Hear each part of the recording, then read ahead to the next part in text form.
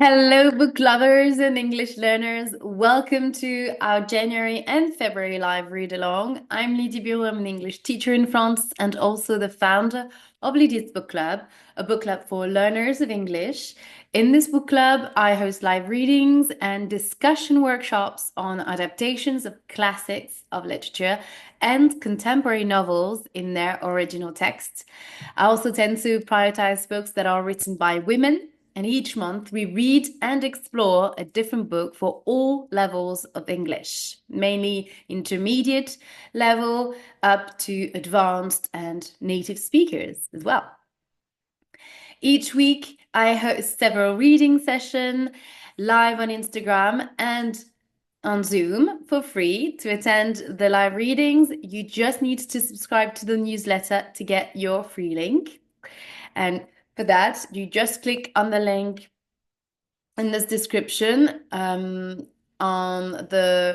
you go to my website, leadersbookclub.com. That's it.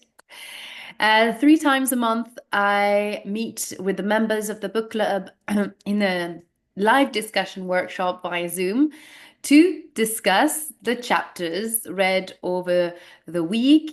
And this is the best way for members to improve their speaking and critical thinking skills and to be part of a community of book lovers and have the chance to share their thoughts on the book, of course, and also decide on the next book to read. For the next 2 months, we are going to read this original text from this book. So we are reading this book in its original text. This is It Ends With Us by Colleen Hoover. This is a recent novel. It was published in 2016. So it's contemporary English, it's easy to read.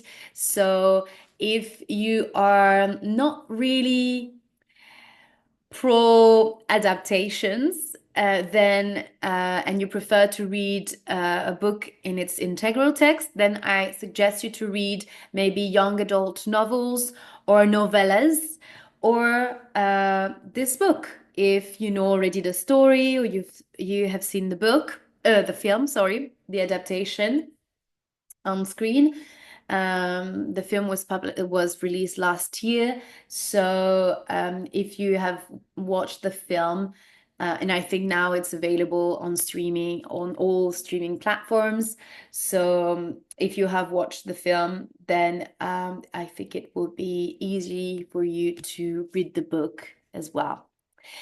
But for that, you need to be at least B2 plus. You need to have a B2 plus level in English, otherwise you might struggle a little bit.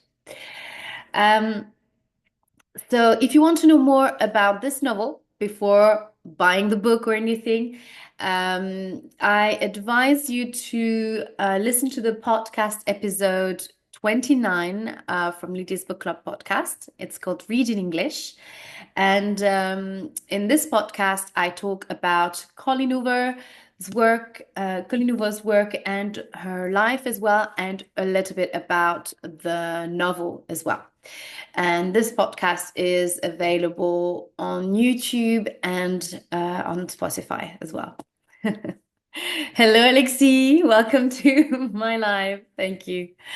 So today is our 7th live reading session, and we are going to read chapter 9 and 10 of this novel, of this book.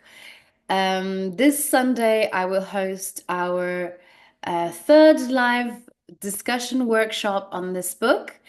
So it's the 3rd one, and we are going to talk about chapters 8 to 11. So if you want to attend this workshop, you just need to subscribe to the book club, become a member, and for that, just like you will find the link in the description of this video, and also you can also go to leadersbookclub.com. And attending this workshop will be, again, the best way for you to improve your reading and speaking skills in English. I will be asking you questions about passages in the text, and also what you feel about the characters and how they act or react in the story, and it is always a great opportunity as well for you to ask me any questions um, about a certain chapter or passage that you didn't understand or vocabulary. This is what the workshop is for. It's the place for you to develop your speaking skills and your understanding of English. Right. So that being said, now before I get into the reading of chapter 9, I'm going to do a quick recap of chapter 8. So in chapter 8, um, it's again, it's Lily recalling her memories, reading her letters, her diary entries, writing to Ellen. So we are learning more about Atlas. So they spend a little bit of time together in the garden. She loves gardening, and Atlas helps her in the garden, and they're having these discussions about how plants uh, rewards you for all the love that you give to them, and and they associate this relationship towards flowers and plants with how we behave towards humans, um, and how humans behave towards each other. So there is this sentence here, this quote here. It's Lily talking. Plants reward you based on the amount of love you show them. If you're cruel to them or neglect them, they give you nothing. But if you care for them and love them the right way, they reward you with gifts in the form of vegetables or fruit or flowers. So very beautiful here. Very nice metaphor with plants and flowers, how we behave towards nature, basically, and the parallel that that we can make towards how we behave as humans towards each other. Um, and at some point, you've got Atlas, who, as you remember, is homeless. Is living in this rundown house, and and of course, she sees that no one is looking after him because his mother rejected him. Um, and Lily says to him, most plants, in a way to reassure him or to kind of, yeah, to comfort him. She says to him, most plants do need a lot of care to survive, but some things, like trees, are strong enough to do it by just relying on themselves and nobody else. And it's true when you look at how nature grows and the fact that trees just grow on them on their own, and sometimes young people have to grow on their own,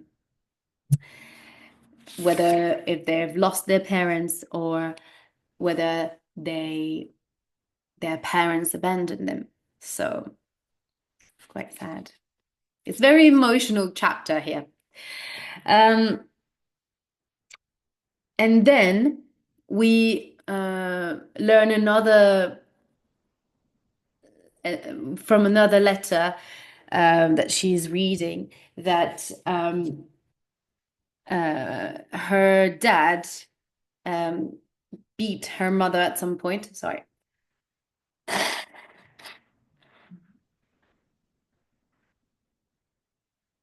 So, um, sorry, I'm very sick. So there is this event. One night, her father comes back from work, and um, her mother usually arrives after him, and he usually park his car in the garage, and his mother and her mother, Lily's mother, has to park her car in the driveway. And I don't know about you, but for example, it reminded myself about my parents, for example, and they have a garage as well. And my dad, and it was something natural that it's my mom who parks the car in the garage, and my dad, he has a truck, so he keeps it outside. But um, when you grew up with this kind of model of fatherhood um, and stable family, you don't think about those things, those little things. But here, um, it makes you realize that, yeah, these little things shows the relationship, how men and women, the kind of dynamic in a couple uh, between men and women, and respect that they have towards each other. And in her family, it's the opposite. Her dad gets the car in the garage, and her mother has to have it in the driveway outside. And this evening, her mom arrived earlier, and she parked the car quick in the garage, and because she went to do some grocery shopping. So she took the grocery, she parked the car, and she removed the grocery shopping into the house, because it was easier for her to park in the garage. And Lily was helping her, and they were doing quickly. They were taking the shopping quickly out of the car before her dad would arrive, uh, so that he wouldn't see her car parked in the garage, and she could take it back. So you see how scared they were. There was how scared they were that her father um, would arrive and see the car. And obviously, the dad arrives early, and he sees the car in the garage, and obviously he can't go in, and he starts honking. Honking is the fact that you push the button on your car to and it rings the bell, you know. And he started honking and getting upset, and and Lily at this moment was inside the house, and she didn't see the whole scene. She arrived afterwards, and when she came out, she heard a scream. Yeah, she heard a scream and a crash. And when she came out of the house, of the garage, she saw her dad choking her mom. So her mom was probably on the ground. Um, he says he was choking her. He had her pushed down on the hood with his hand around her throat. So the hook is probably maybe the on the car, perhaps. So he was choking her like this. And obviously, Lily got really what became furious, She jumped on her father, and she supposed that her dad probably pushed her down, and she hit her head because she only remembers the moment where she woke up. And and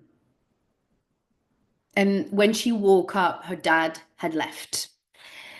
And her mom was next to her, looking after her, and she had hurt her head, and her head was hurting really bad. And and her mom decided to take her to the hospital. And she tells her on the way to the hospital, when they ask you what happened, tell them you slipped on the ice. So at that point, Lily realizes that her mother will never leave her father. And she started crying, and she didn't answer her mother. She just cried in the car. And that's a very this is a powerful passage here, because this is a turning point for for Lily, because she realizes that whatever she says to her mother, nothing is going to change in this household. Her mother is not going to leave her father, because even though he hurt her daughter, her mother is ready to protect him, to hide um, what is happening in this, to hide that is being violent towards her, but also towards her daughter. So that's the tragic part of the tragic part of this story, is that Lily is stuck in this family, and she can't reason her mother. So Lily goes back to school the next day, and she has she got 9 stitches, and at first Atlas doesn't see that she's hurt, but he notices when on their way back from school. So when they take the bus at the end of the day, he notices that she got hurt, and she tells him, she lies to him, and she says, "Oh, I just fell." But Atlas doesn't believe her. And he says to her, "Oh, you see," so he shows his arm, and on his arm there are a lot of scars, like burn scars, like cigarette had burned his arm. And he says to her, "I used to fall a lot too, Lily." And and then he said nothing.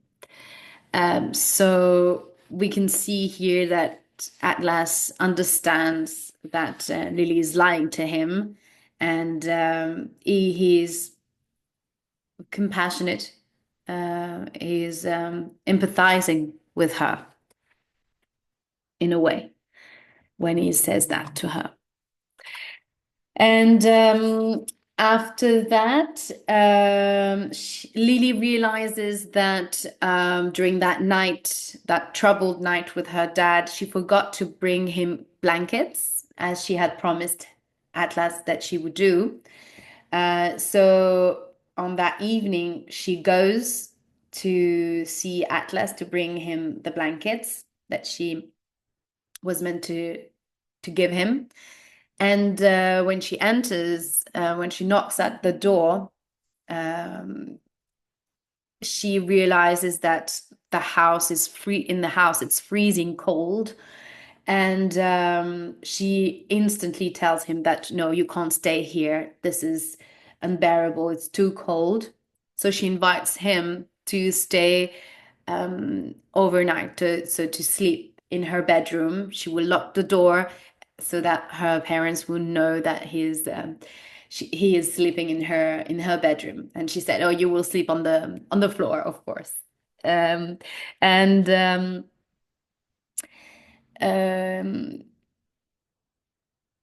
at first, Atlas doesn't say anything. Is not sure that it's good, but she insists, and she's she's ready to risk everything to help him, really, and to risk that her parents could be really angry towards her, but she does it anyway, I guess. And they go back to Lily's house, and while they're in bed, and well, Atlas is on the floor, and and Lily starts asking questions to Atlas, and she says, and he starts um, telling his story at this point. And we understand that Atlas used to live with his mother, but then she remarried with another man, and this man didn't really accept Atlas, and basically Atlas's mother chose her new husband, over her son. So in the end, um, he was fighting a lot with her stepfather, and he decided to leave. And for a while, he lived with a friend of his, but then this friend moved out, so he went back to his mother's house to ask if he could go back home, if he could come back home. Sorry, one minute.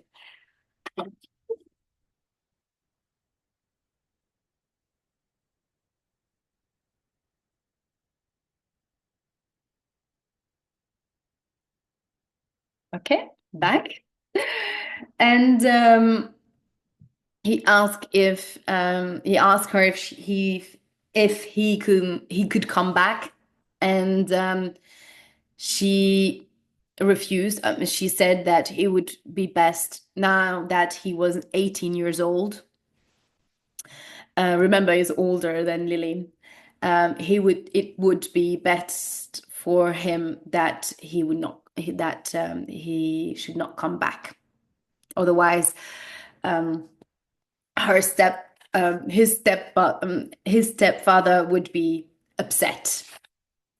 So she clearly chose her new husband over her son. So this is the reason why Atlas wants to enroll in the Marines in May, and it's about 6 months ahead. Uh, so Lily is quite worried about him because there's 6 months left, and it's still cold, and it's not possible for him to stay in this house because he's gonna die of cold. And she's asking, so why are you not in shelters? Why can't you find a place to live? And this is where we understand also the system, the care system about homeless in America, and more specifically in that region. But I guess that reflects the whole country, I guess. And the problem is that because he's 18, he can't stay in a shelter. He can't be, he's too old for foster care. You know, foster care is when a family accept to have a child, an orphan, basically, uh, and to raise this child in their house. So this is a foster care. family foster care home. So his only solution is shelter, and for that he it's difficult for him to go to shelter because he needs they're far away from the school, and he needs to live close to the school to be able to go to work and to go to school, sorry, to continue his studies. And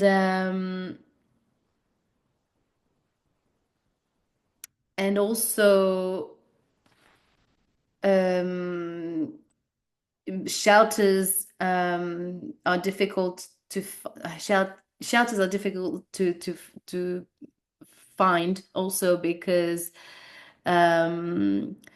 he's trying to apply, but they what is it? Yeah, the thing is when he applies for a room in a shelter, he needs to leave an address and a phone number, and uh, and he doesn't have one. So so the places, those shelters can't take him. So at some point she asks him, why would you enroll in the Marines when um, and fight for this country when you see that this country is letting you down? Because she understand, and we understand as well that the lack, the dysfunctioning of the homeless care system, social care system in a way. And he's being very clever when he answers to her, and he says, it's not, wait, yeah, it's not this country's fault. My mother doesn't give a shit about me. So we see that he is, although all the pain that and the loneliness that he must feel, is capable of discerning the behavior of his mother and the issue and the lack of help around homeless people in America. And he doesn't position himself as a victim as well. We can clearly see that he's just holding on to those 6 months until he's able to enroll in the army, and doesn't complain. He doesn't complain. This is what we see as well in Atlas's character. He's a beautiful character. I find him a beautiful character. So here we can, in this chapter, we can sense that this is a very important topic for Colleen Hoover. Especially if you have watched the podcast episode on the introduction of It Ends With Us and Colleen Hoover, and all the charity work that she does for homeless people, or the with the bookworms project that she did, that she does with her to give money to charities and food banks, because she was herself in the position where she didn't have a lot of money with her husband. Remember, if you remember in the podcast, before she became famous and she was able to write books and live from, before she became a successful author, she was living in a small house, and they didn't have much food, or didn't have much money in a way.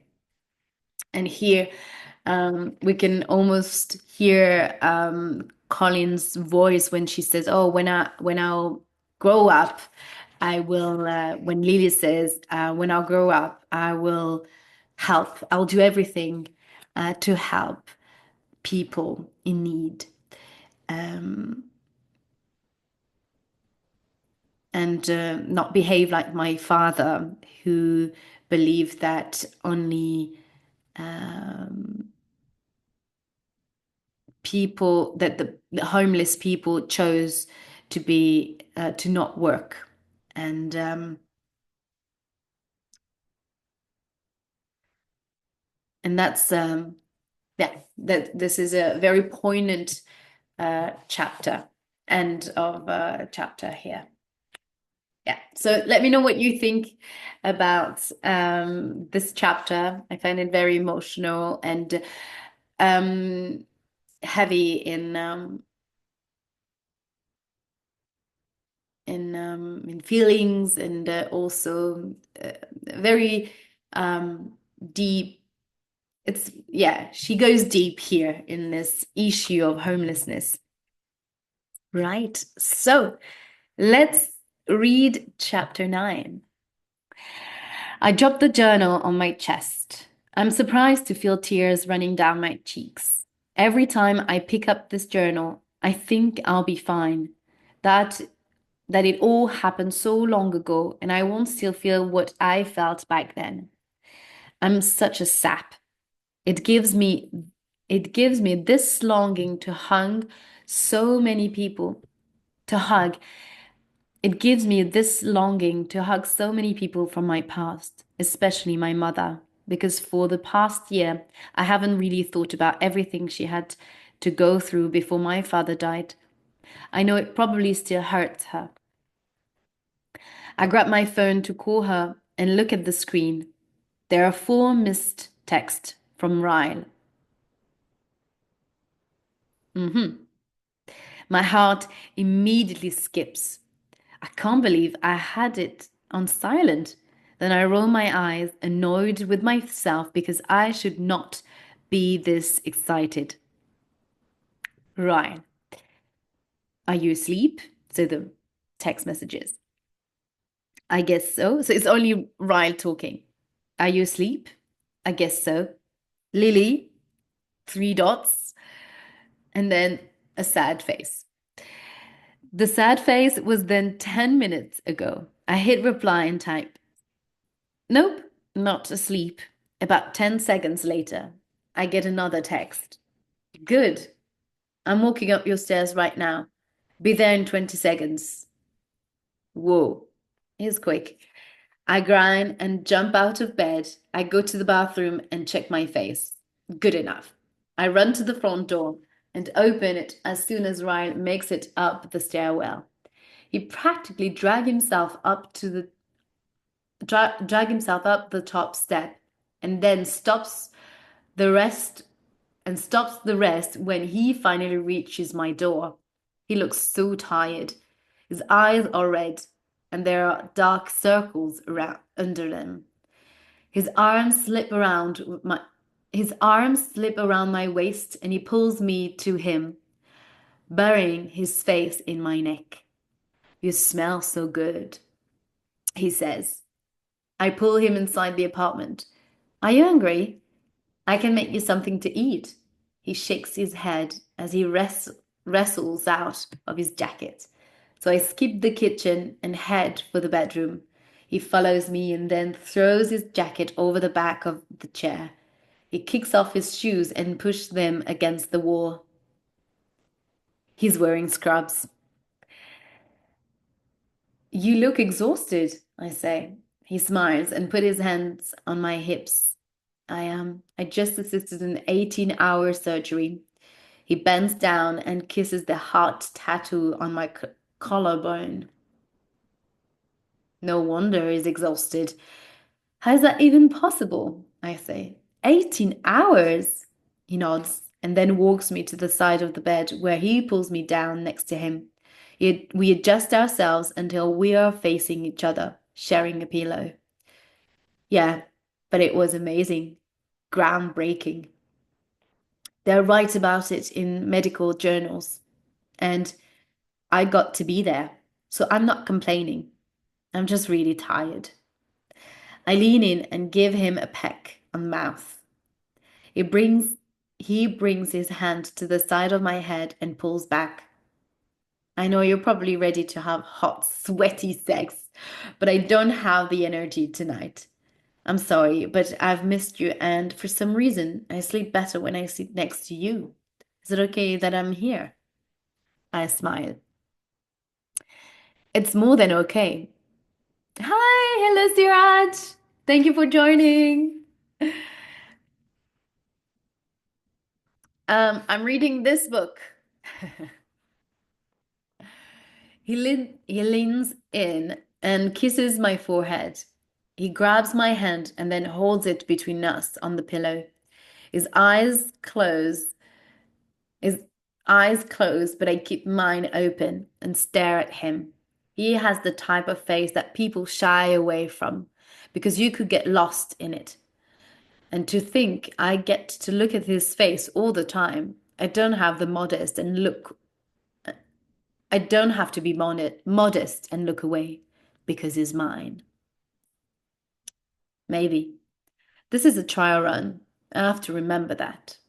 After a minute, he releases my hand and begins to flex his fingers. I look down at his hand and wonder what that must be like to have to stand for so long and use your fine motor skills for 18 hours straight. I can't think of much else that would match that level of exhaustion. I slide out of the bed and retrieve some lotion out of my bathroom. I go back to the bed and sit cross-legged next to him. I squirt some lotion on my hand and then pull his arm, pull his arm to my lap. He's opens, he opens his eyes and looks up at me. What are you doing? He mumbles. Shh, go back to sleep, I say. I press my thumbs into the palm of his hand and rotate them upward and then out. His eyes fall shut and he groans into the pillow. I continue massaging his hand for about 5 minutes before switching to his other hand. He keeps his eyes closed the whole time. When I'm finished with his hands, I roll him onto his stomach and straddle his back. He assists me in pulling off his shirt, but his arms are like noodles. I massage his shoulders and his neck and his back and his arms. And when I'm finished, I roll off of him and lie down beside him. I'm running my fingers through his hair and massaging his scalp when he opens his eyes. Lily, he whispers, looking at me sincerely. You just might be the best thing that's ever happened to me. The words wrap around me like a warm blanket. I don't know what to say in response. He lifts a hand and gently cups my cheek, and I feel his stare dip in my stomach. Slowly, he leans forward and presses his lips to mine. I expect a peck, but he doesn't pull back. The tip of his tongue slides across my lips, parting them softly. His mouth is so warm, I moan as his kiss grows deeper. Sorry, a pause.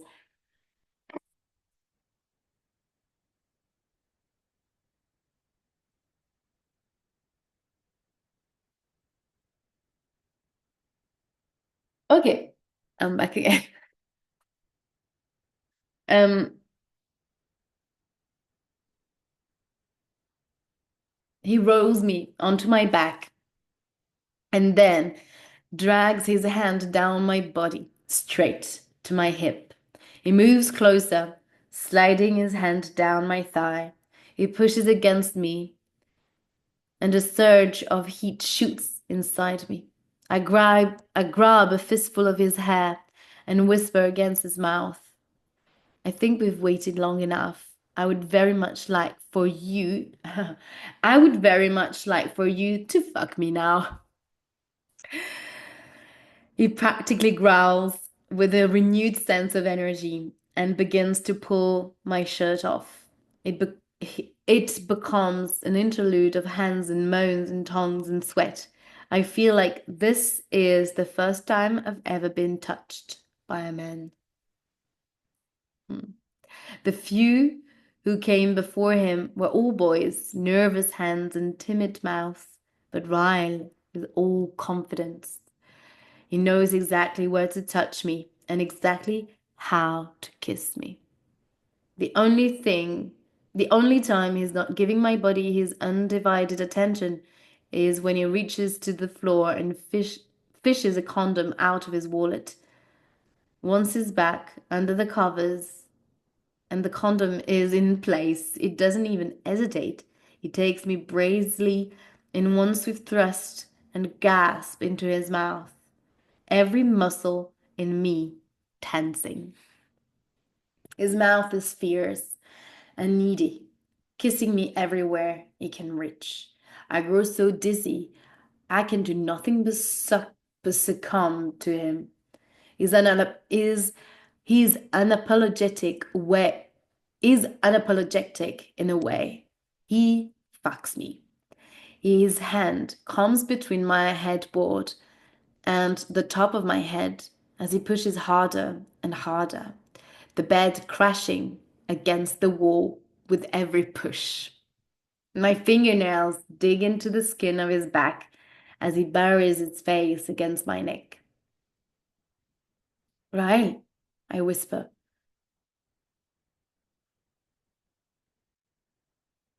Oh God, I say.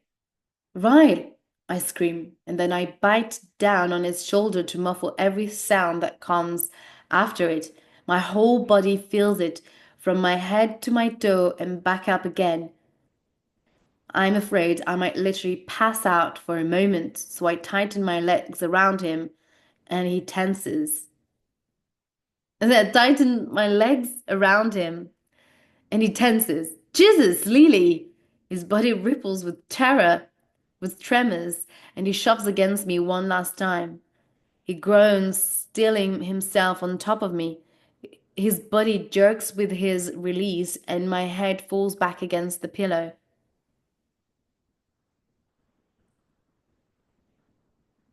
It's a full minute before either of us is able to move. Even then, we choose not to.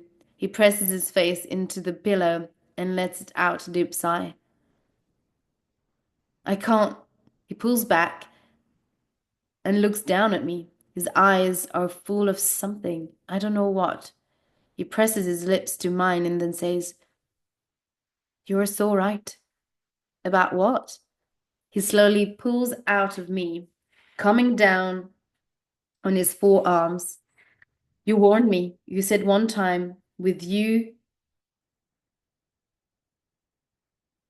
You said one time with you wouldn't be in with. You warned me. You said one time with you wouldn't be enough. You said you were like a drug, but you failed to tell me you were the most addictive one. Addictive kind. All right, so that's the end of chapter 9. Um, wait. Oh, okay. So she has an orgasm here, basically. Oh God. And then Ryle, I scream. And then she bite him. Okay, I thought she wanted to say something to him, but actually, I'm a pass out for a moment. Yeah, I might literally pass out while she's having orgasm. Um, so I tighten my legs around him.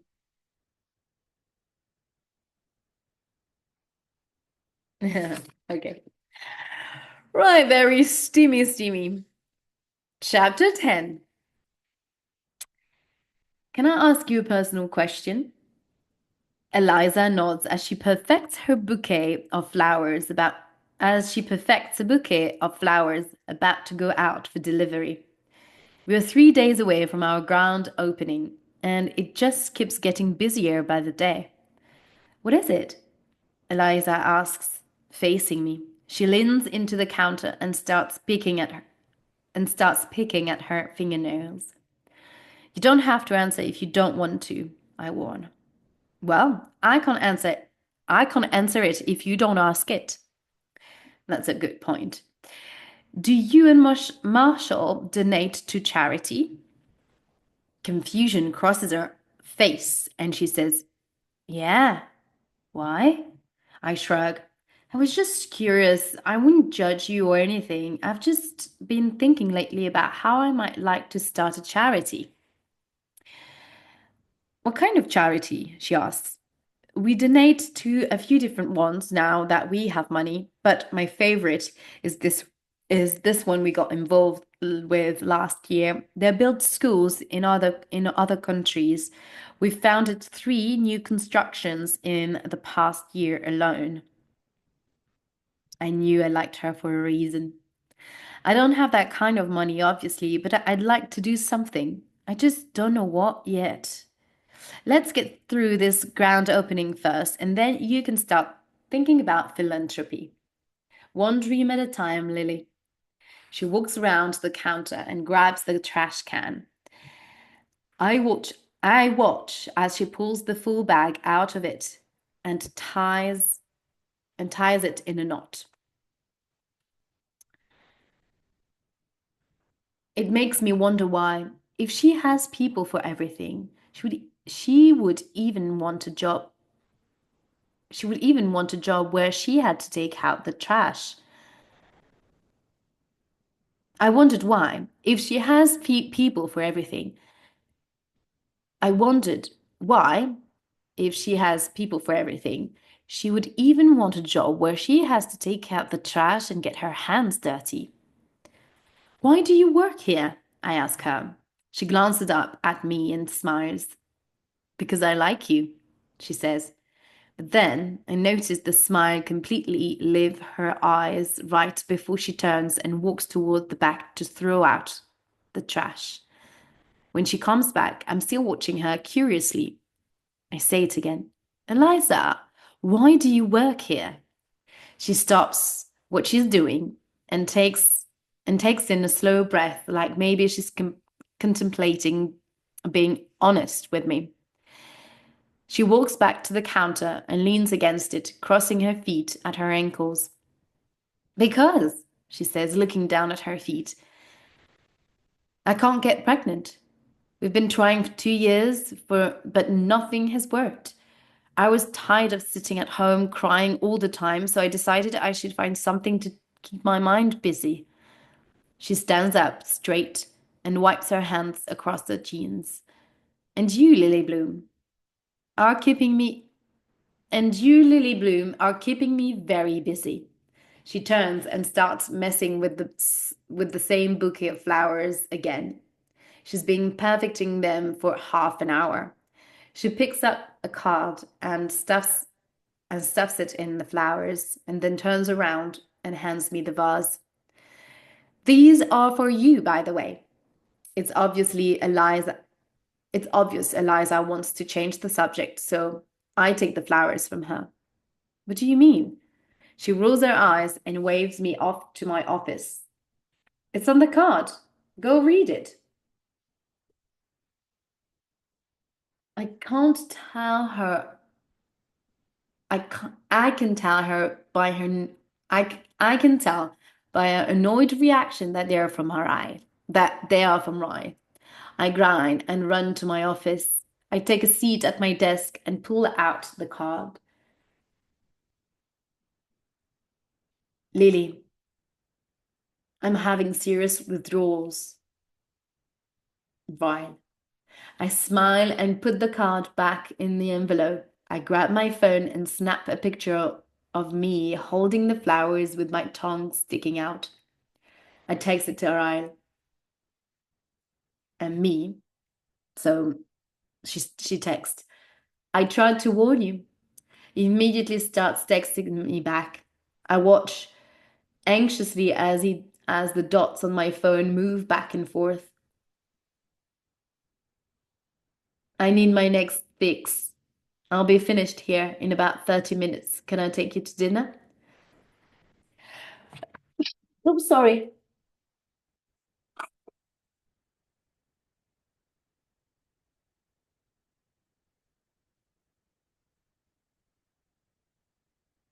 Winter and cold and runny nose. Um, me. So, Lily. Can't. Mum wants me to try a new restaurant with her tonight. She's an she is an obnoxious foodie. Right. I like food. I eat food. Why are you taking her? A place called Bibs on Market Sun. Is there room for one more? Ooh. I stare at his text for a moment. He wants to meet my mother? We aren't even officially dating. I mean, I don't care if he meets my mother. She would love him. But he went from not wanting anything to do with relationships to possibly agreeing to test drive one to meeting the parents all within 5 days. Good God. I really am a drug. Me. Sure, meet us there in half an hour.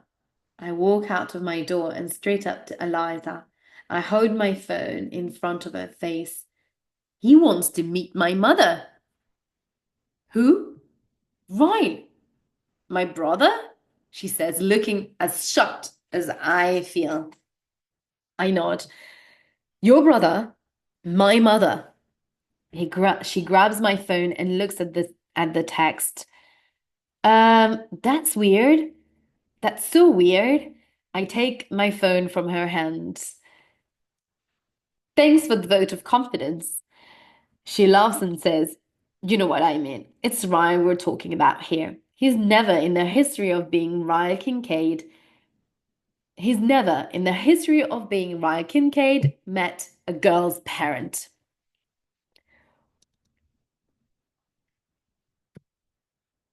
Of course, hearing her say that makes me smile, but then I wonder if maybe he's doing this just to please me. If maybe he's doing things he doesn't really want to do just because he knows I want a relationship. And then I smile even bigger because isn't that what it's all about? Sacrificing for the person you like so that you can see them happy? Your brother must really like me, I say teasingly. I look back up at Eliza, expecting her to laugh, but there is a sullen look on her face. She nods and says, yeah, I'm afraid he does. She grabs her purse from beneath the counter and says, I'm gonna head out now. Let me know how it goes, okay? She moves past me and I watch her as she makes her way out of the door. And then I just stare at the door for a long time.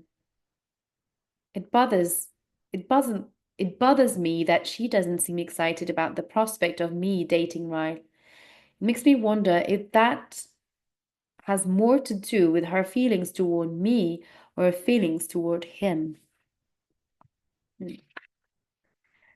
20 minutes later, I flip the sign to closed. Just a few more days. I lock the door. Just a few more days. I lock the door and walk to my car, but stop short when I see someone leaning against it. It takes me a moment to recognize him. He's facing the other direction, talking on his cell phone. I thought he was meeting me at the restaurant. But okay. The horn beeps on my car when I hit the unlock button, and Ryan spins around. He grinds when he sees me. Yes, I agree, he says into the phone. He wraps an arm around my shoulder and pulls me against him, pressing a kiss to the top of my head. We'll talk about it tomorrow, he says. Something really important just came up. He hangs up the phone and slides into his pocket. Then he kisses me. He kisses me. It's not a hello kiss. It's an I've been thinking about you non-stop kiss. He wraps both arms around me and spins me until I'm backed up against my car, where he continues to kiss me until I start to feel dizzy again. When he pulls back, he's looking down at me appreciatively.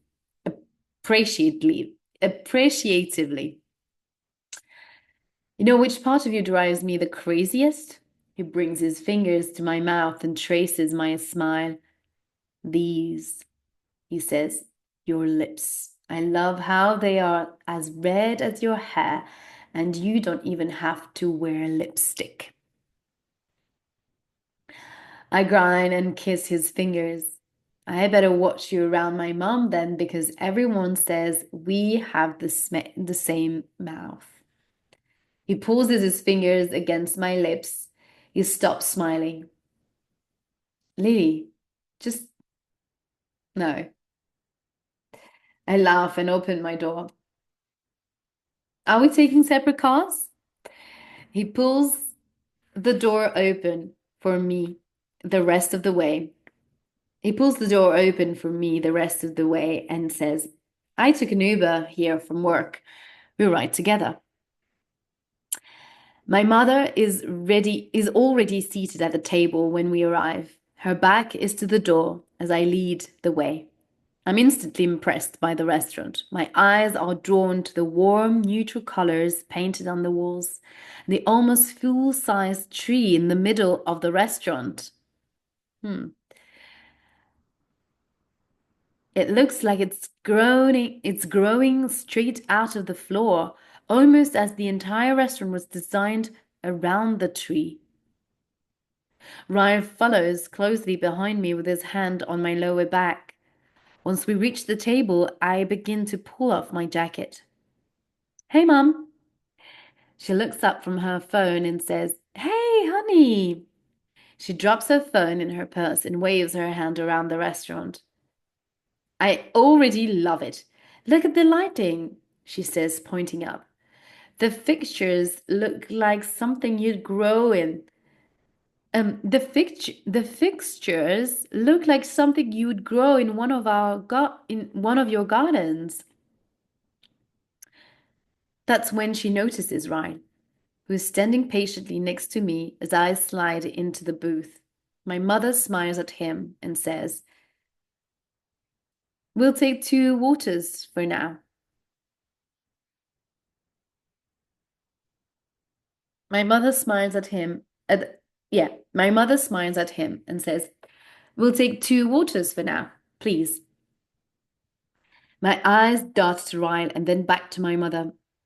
Mum, he is with me. Oh, she thinks he's the waiter. Oh, sorry. She's okay. We'll take 2 waters for now, please. My eyes dart to Ryle and then back to my mother. Mom, he's with me. He's not the waiter. She looks up at Ryle again with confusion. He just smiles and reaches out his hand. Honest mistake, ma'am. I'm mistake, ma'am. I'm Ryle Kincaid. She returns the handshake, looking back and forth between us. She realizes her hand. She releases her hand and slides into the booth. She looks a little flustered when she finally says, Jenny Bloom, nice to meet you. She places her attention back on me and raises her eyebrow. A friend of yours, Lily? I can't believe I'm not better prepared for this moment. What in the heck do I introduce him as? My Tyran? I can't say boyfriend, but I can't very well say friend. Prospect? Seems a little dated. Ryan notices my pause, so he puts his hand on my knee and squeezes reassuringly. My sister works for Lily, he says. Have you met her, Eliza? My mother leans forward in her booth and say, Oh, yes, of course. You two look so much alike now that you mention it, she says. It's the eyes, I think, and the mouth. It's we both favor our mother. My mother smiles at me. People always say they think Lily favors me. Yes. So favor here means that they look like their mother. Yes, he says, identical mouth, uncanny. Rye squeezes my knee under the table again while I try and suppress my laughter. Ladies, if you will excuse me, I need to head to the gentleman's room. He leans in and kisses me on the side of the head before standing. If the waiter comes, I'll just take water. My mother's eyes follow Ryle as he walks away, and then she slowly turns back to me. She points at me and then to his empty seat. She points at me and then to his empty seat. How come? How come I haven't heard about this guy? I smile a little. Things are kind of, it's not really, I have no idea how to explain our situation to my mother. He works a lot, so we haven't really spent that much time together at all. This is actually the first time we've been to dinner together. My mother raises an eyebrow. Really? She says, leaning back in her seat. He sure does treat it like that. I mean, he seems comfortably affectionate with you, not normal behavior with someone you've just met.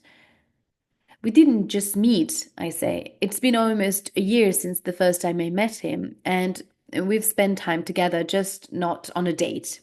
He works a lot. Where does he work? Massachusetts General Hospital. My mother leans forward and her eyes practically bulge from her head. Lily, she hisses. He's a doctor? I nod, suppressing my grind. A neurosurgeon. Can I get you ladies something to drink? A waiter asks. Yeah, I say. We'll take 3. And then I clamp my mouth shut. I stare at the waiter, and the waiter stares back at me. My heart is in my throat. I can't remember how to speak. Oh, this is turning point here. I shake my head and begin to stutter. Oh, sorry, Lily. Lily, my mother says. She flicks her hand toward the waiter. He's waiting for you to order. He's waiting for you. Sorry, he's waiting for your drink order. I shake my hand and begin to stutter. 3 waters. 3 waters, my mother says, interrupting my bumbled words. The waiter snaps out of his trance long enough to tap his pencil on his pad of paper. 3 waters, he says. Got it. He turns and walks away, but I watch as he glances back at me before pushing through the doors to the kitchen. My mother leans forward and says, What in the world is wrong with you?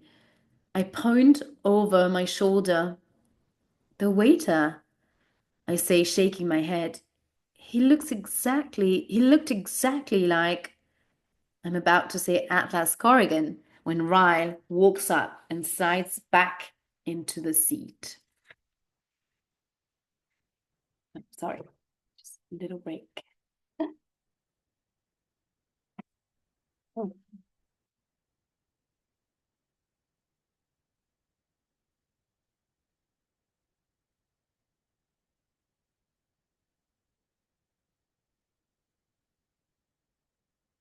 It glances back and forth between us.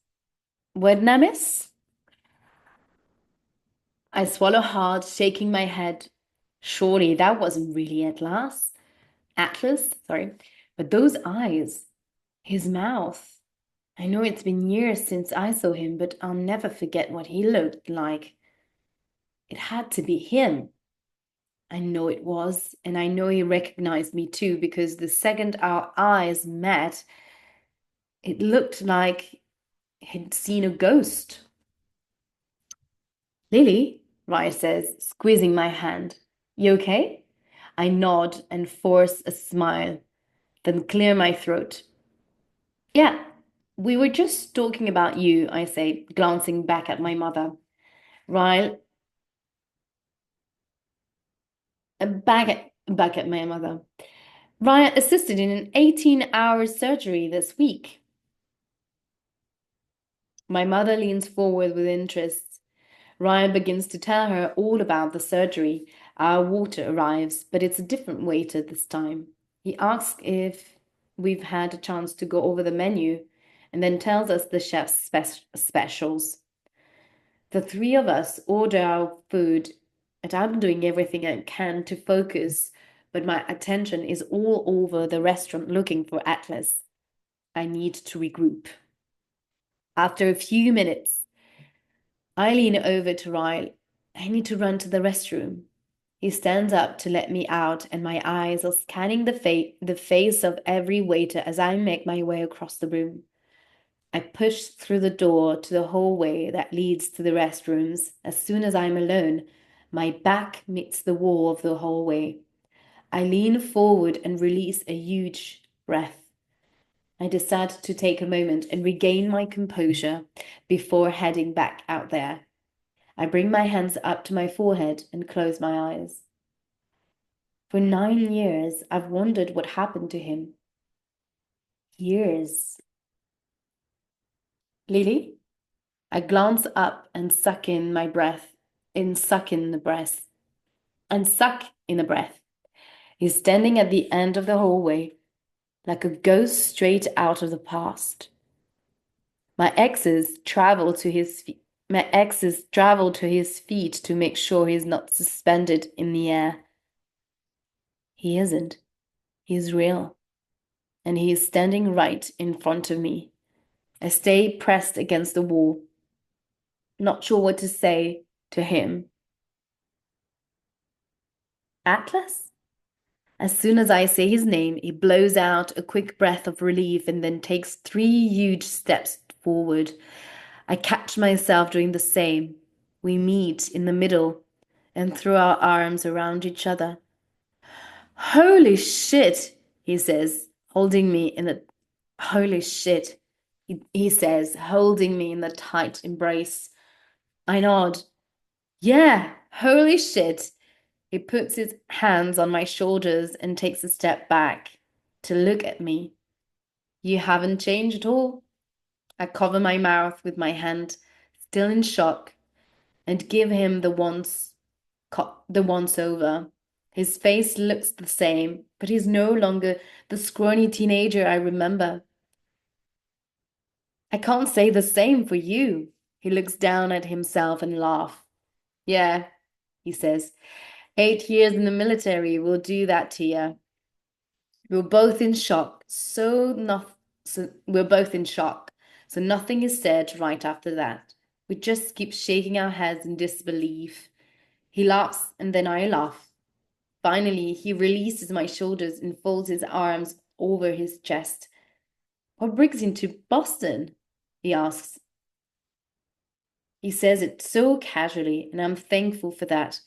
Maybe he doesn't remember our conversation all those years ago about Boston, which would save me a lot of embarrassment. I live here, I say, forcing my answer to sound as casual as his question. I own a flower shop over on Park Plaza. He smiles knowingly, like it doesn't. He smiles knowingly, like it doesn't at all surprise him. I glance toward the door, knowing I should get back out there.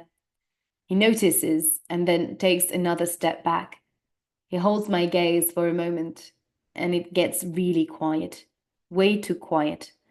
There's so much to say, but neither of us even knows where to start. The smile leaves his eyes for a moment, and then he motions towards the door. You should probably get back to your company, he says. I'll look you up sometime.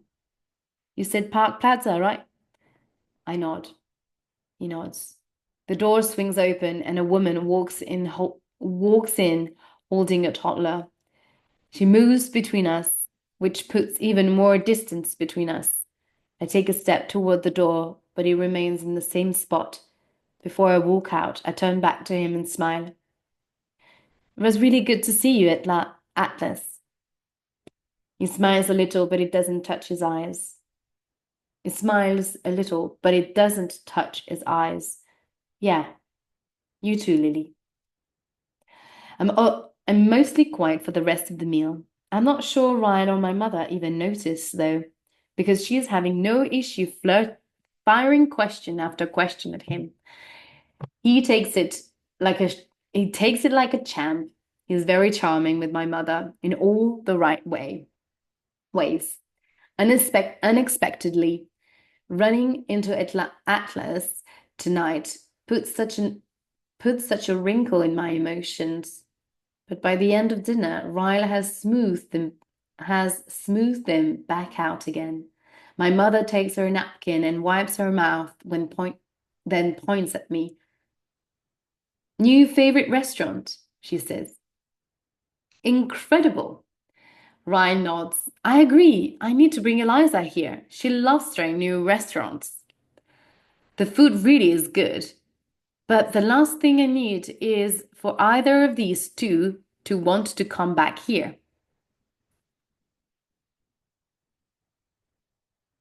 Oh yeah. Oh, sorry. The food is really good. So that was sorry. Raw. It's not right. Okay. The food is really good, but the last thing I need is for either of these two to want to come back here. It was okay, I say. He pays for our meals, of course, and then insists we walk my mother to her car. I can really tell she'll be calling me about him tonight, simply by the prideful look on her face. Once she's gone, Ryan walks me to my car. I requested an Uber so you wouldn't have to go out of your way to take me home.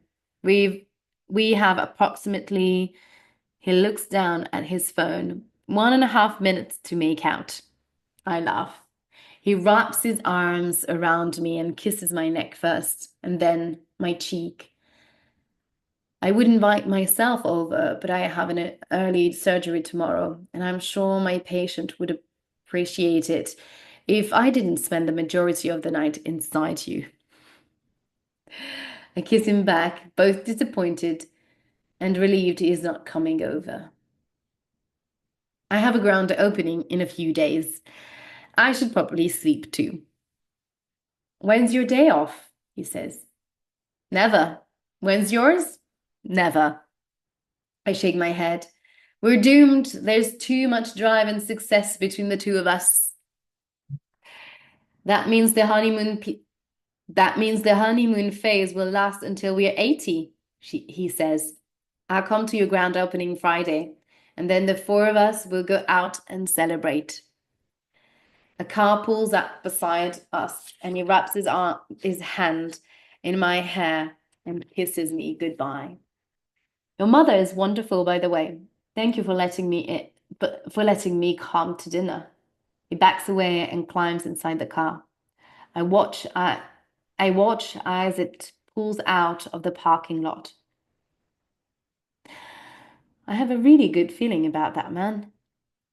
I smile and turn toward my car, but throw a hand up to my chest and gasp when I see him. Atlas is standing at the rear of my car. Sorry, I wasn't trying to scare you. I blow out a breath. Well, you did. I lean against the car and Atlas stays where he is, 3 feet away from me.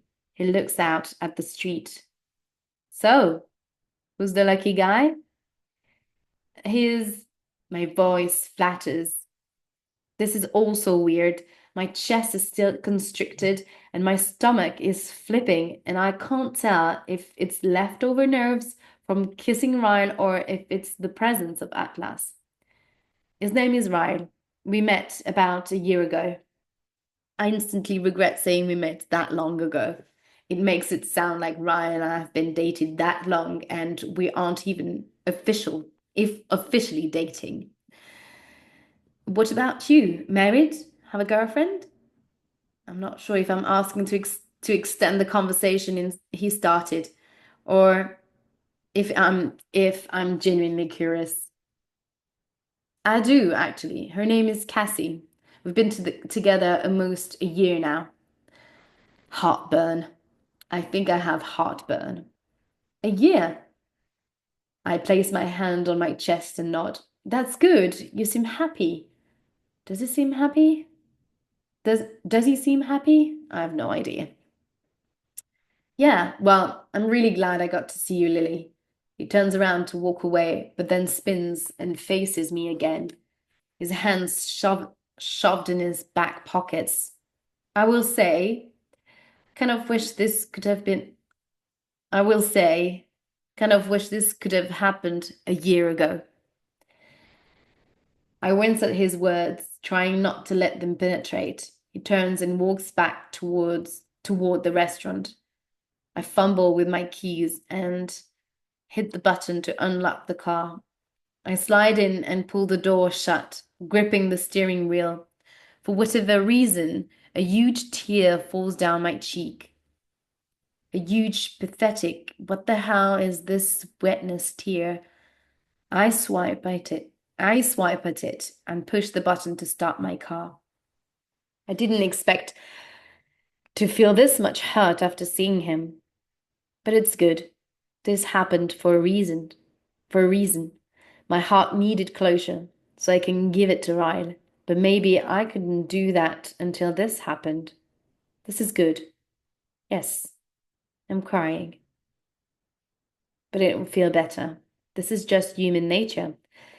Healing an old wound to prepare for a fresh new layer. That's all. And this is the end of chapter 10.